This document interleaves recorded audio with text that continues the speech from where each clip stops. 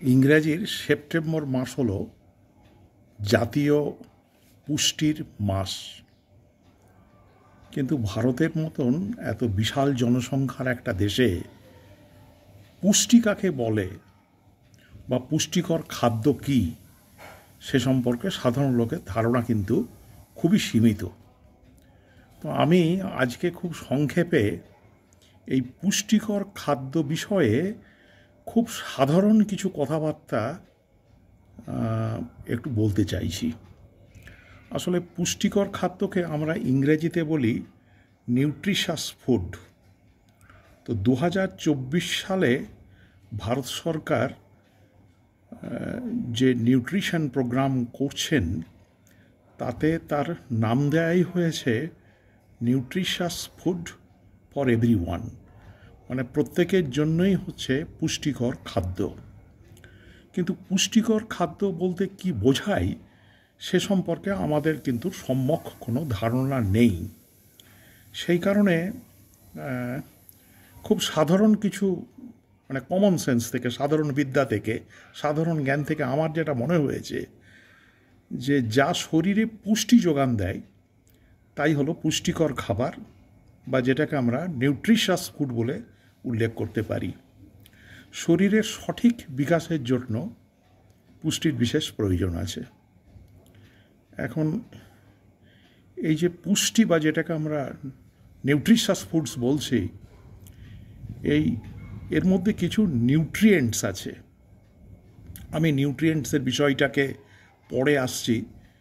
আমরা সাধারণত বলি যে ভারতের মতন একটা বিশাল দেশে এখানে জনসংখ্যার বেশিরভাগ লোকই কিন্তু একটা ম্যালনিউট্রিশন বা অপুষ্টিজনিত রোগেতে তারা ভোগেন।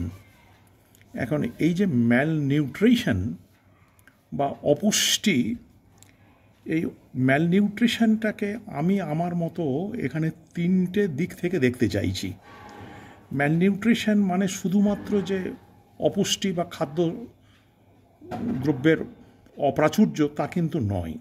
এই ম্যালনিউট্রিশনের মূলত যে তিনটে দিক, তার একটাকে বলতে পারি আন্ডার নিউট্রিশন, অর্থাৎ যেখানে নিউট্রিশনের অভাব রয়েছে, অপুষ্টি আছে।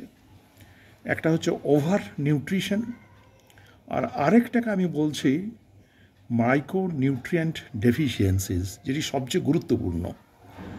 অ্যাকচুয়ালি আমাদের ভারতবর্ষের জনসংখ্যার মধ্যে বেশিরভাগেরই অর্থনৈতিক অবস্থার নিরিখে যারা গ্রামাঞ্চলের লোক বা যারা দরিদ্র জনগণ, তারা বেশিরভাগই কিন্তু এই আন্ডার নিউট্রিশন, ম্যালনিউট্রিশনেরই একটা ভাগ, এই অপুষ্টিজনিত কারণেতে ভোগেন। এবং আমরা যদি ভারতবর্ষের দিকেতে আন্ডার নারিশড যারা, তাদের একটা পরিসংখ্যান দেখি, তাহলে দেখব যে ভারতবর্ষের মোট জনসংখ্যার মধ্যে প্রায় 14% লোকজন, 14% তারা অপুষ্টিতে ভুগছেন।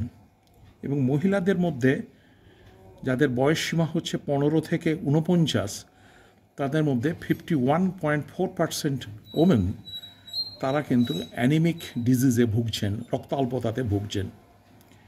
এখন আন্ডার নিউট্রিশন যাদের অপুষ্টি রয়েছে, তাদের ক্ষেত্রেও যেমন সমস্যা, কারণ তাদের মধ্যে পুষ্টিকর খাদ্যের তাদের মধ্যে খুবই অভাব। বিশেষ করে যারা প্রত্যন্ত গ্রামাঞ্চলে থাকেন, যারা আদিবাসী সম্প্রদায়ের জনগণ, এবং আমরা বিশেষ করে লক্ষ্য করি যে গর্ভবতী যে সমস্ত মহিলা বা মায়েরা এবং যারা শিশু, তাদের ক্ষেত্রে আন্ডার নিউট্রিশনটা খুবই বেশি, এবং তার ফলে শিশু জন্মগ্রহণ করলেও সেখানে তারা অপুষ্টিতে ভোগেন। ঠিক তেমনি রয়েছে ধনী সম্প্রদায় এবং বিশেষ করে উচ্চ মধ্যবিত্ত বা এলিট শ্রেণীর যারা লোকজন, যাদের অর্থনৈতিক অবস্থা অনেকটা ভালো, তাদের মধ্যে আবার ওভার নিউট্রিশন আমরা দেখি। তাদের মধ্যে খাবার দাবারের প্রাচুর্য রয়েছে এবং তারা ভালো মন্দ জিনিস সমস্ত খান। তার ফলে তাদের মধ্যে সব অতি অল্প বয়স থেকেই একটা ওবিসিটি বা একটা শারীরিকভাবে মেদবৃদ্ধি বা মোটা হয়ে যাওয়ার একটা প্রবণতা দেখা যায়, এবং সেখানেতে হাইপারটেনশন বা প্রেশার তাদের বাড়ে, এবং কার্ডিওভাস্কুলার যে সমস্ত ডিজিজ, হার্টের ডিজিজ, সেগুলো কিন্তু প্রমিনেন্ট হয়ে দেখা দেয়। এখন সবচেয়ে বড় ঘটনা যেটা, সেটা হচ্ছে যে আমরা তো মূলত আন্ডার নিউট্রিয়েন্ট কারা এবং ওভার নিউট্রিশন কাদের মধ্যে ঘটেছে এটাকে আমরা খুব সহজেই আইডেন্টিফাই করতে পারি। কিন্তু আমরা সাধারণ যারা জনগণ,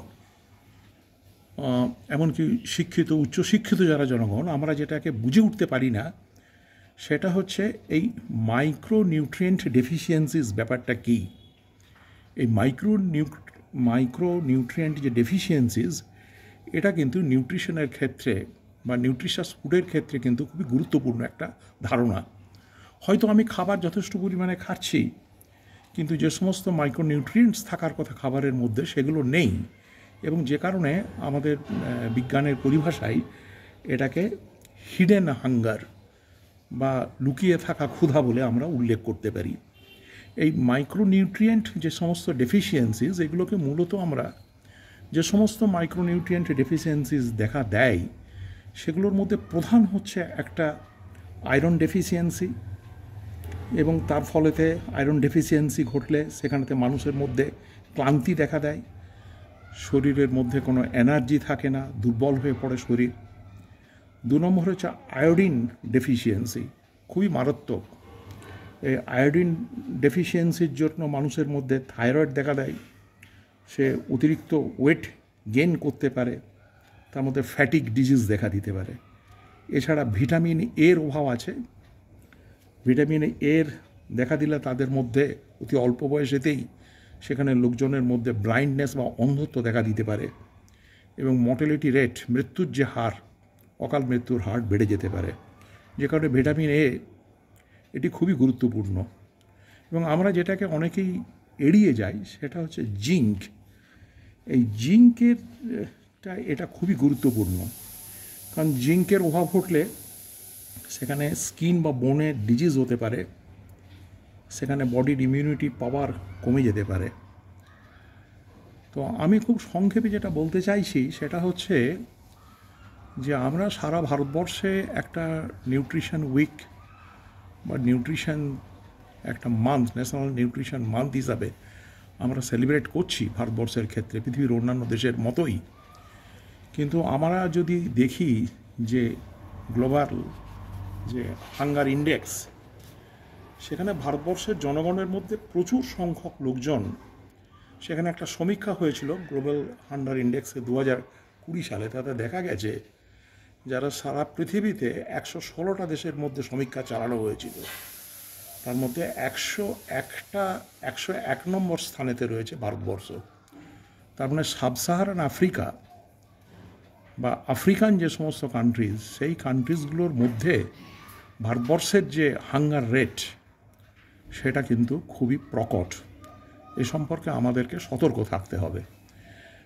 এখন সাধারণত নিউট্রিশনের যদি ডেফিসিয়েন্সিস দেখা দেয়, তাহলে সেখানে কোনো ডাক্তারের কাছে গেলে বা কোনো হেলথ প্র্যাকটিশনারের কাছে গেলে তারা অনেক সময়তেই আমাদেরকে কিন্তু বিভিন্ন ডায়েটারি সাপ্লিমেন্টস বা সাপ্লিমেন্টারিতে যে সমস্ত ফুডস বা নিউট্রিশাস যে সমস্ত ফুডস, সেগুলোকে তারা প্রেসক্রাইব করে থাকেন।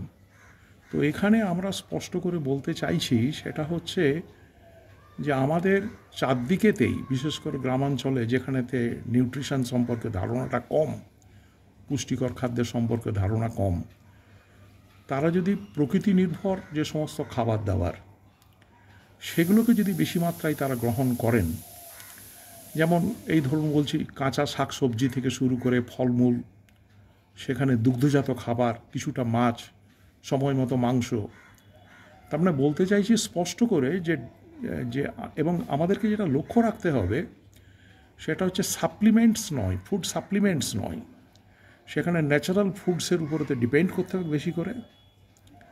আর আরও আরেকটা বিষয় সেটা হচ্ছে আমাদের মূলত সারা ভারতবর্ষের সাধারণ যারা লোকজন, আমরা যে সমস্ত খাবার দাবারগুলো গ্রহণ করি সেখানে ক্যালোরির ভাগটা বেশি থাকে। তো সেখানে যে সমস্ত খাবারেতে ক্যালোরির পরিমাণ বেশি আছে, হাই ক্যালোরিজ খাবার সেগুলো বা ফ্যাট আছে, সেগুলো আমাদেরকে কমাতে হবে, এবং তার পরিবর্তে আমাদেরকে নিউট্রিশনাল যে সমস্ত ফুডস রয়েছে সেগুলোর উপরই অধিকতর গুরুত্ব সহকারে আমাদেরকে বিবেচনা করতে হবে এবং সেই ধরনের খাবারগুলোকেই আমাদেরকে বেশি বেশি করে গ্রহণ করতে হবে। তো আমি আজকে এই পর্যন্ত কয়েকটি সাধারণ কথা বললাম। আজকের বক্তব্য এখানেই শেষ করছি। ধন্যবাদ।